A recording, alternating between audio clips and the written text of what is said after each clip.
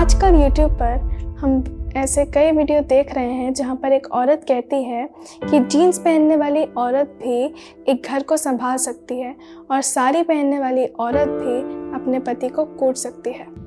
जहां तक मेरा सवाल है, मेरी आइडल रानी लक्ष्मीबाई भी हैं, अहिल्या बाई होलकर भी हैं, किरण मजूमदार भी हैं और इंदिरा नूई भी हैं। लेकिन आज मैं यहाँ अपनी बात करने नहीं आई हूँ।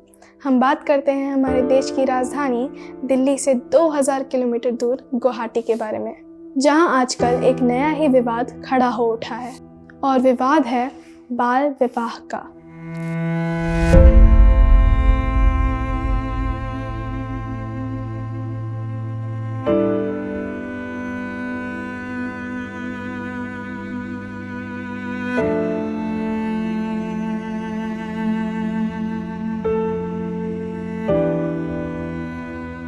बाल विवाह एक ऐसी कुप्रथा जिसे ख़त्म करने के लिए राजा राम मोहन राव ने लगभग 200 साल पहले कई सुधार आंदोलन किए।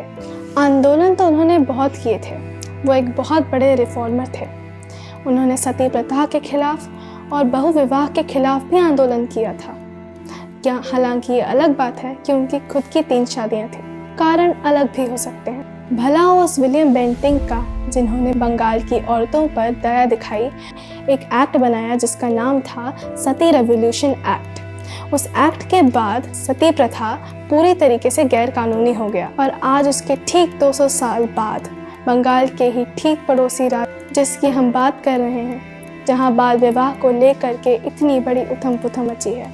कानून की नज़र में बाल विवाह दोनों ही पक्षों से वर्जित है, बालक चाहे लड़का हो या लड़की। यहाँ बालक शब्द का यह मतलब है कि शादी की तय उम्र सीमा से कम होना। लेकिन बाल विवाह के 80% मामलों में बालक लड़कियां ही होती हैं। लेकिन बाल विवाह के लिए कानून बना उसके ठीक 100 साल बाद 1928 में, और आज 2023 है और हम चर्चा इस बात पर कर रहे हैं कि जिन्होंने बाल विवाह किए या कराए उन पर कानूनी कार्यवाही की जाए या नहीं। मामला सिर्फ खुशबू बेगम का नहीं है, जो पति के मरने के बाद अकेली हो गई और इस डर से आत्महत्या कर ली कि उनके पिता को भी गिरफ्तार कर लिया जाएगा और वह फिर से अकेली हो जाएंगी। हिंदुस्तान में हर साल लगभग 15 लाख बाल विवाह होते हैं। अकेला आसाम में कुल विवाह का 40% बाल विवाह होता है। सबसे पहले तो मैं ये कहना चाहूँगी कि अगर ये कानून 2005 का है और आज 2023 है, तो ये इतने सालों तक होता कैसे रहा? क्या सरकार ने इस कानून के बारे में लोगों को बताया?